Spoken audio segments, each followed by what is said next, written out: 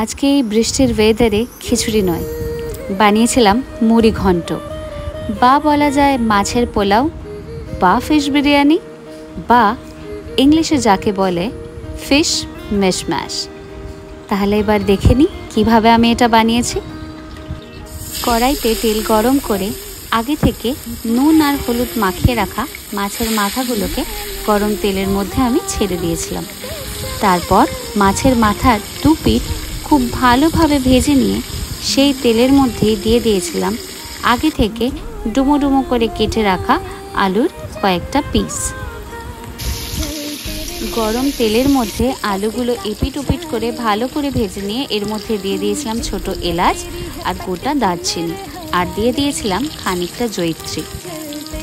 আলুর সাথে মশলাগুলো ভালো করে ভেজে নিয়ে এরপর এর মধ্যে দিয়ে দিয়েছিলাম আগে থেকে ডুমো ডুমো করে কেটে রাখা পেঁয়াজ।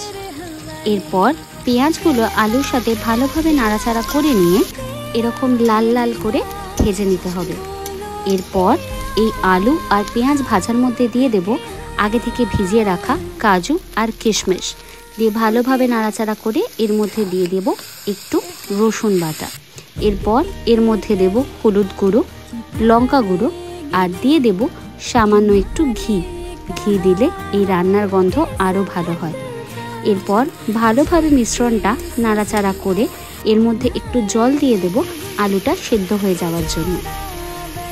জল দিয়ে আমি 5 মিনিট ঢেকে রেখেছিলাম। 5 মিনিট বাদে মিশ্রণটা দেখতে এরকম তরকারির মতো হয়ে গেছিল। এরপর এর মধ্যে একটু একটু করে গোবিন্দভোগ চালের ভাতটা মিশিয়ে দিয়েছিলাম।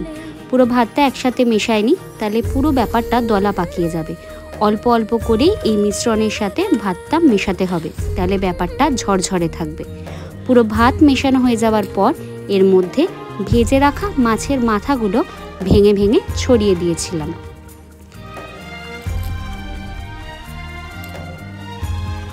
মাছের মাথাগুলো ভেঙে দেওয়ার পর এবার ভাতের সঙ্গে সেগুলো ভালোভাবে মিশিয়ে নিলেই রেডি মুড়ি ঘন্ট বা ফিশ মিশম্যাশ।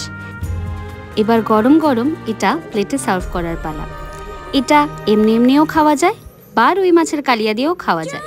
চাইলে এর মধ্যেই মাছের পিস ভেজে গোটা বা টুকরো করে মিশিয়ে নিতে পারেন, খেতে খুব একটা খারাপ লাগবে না।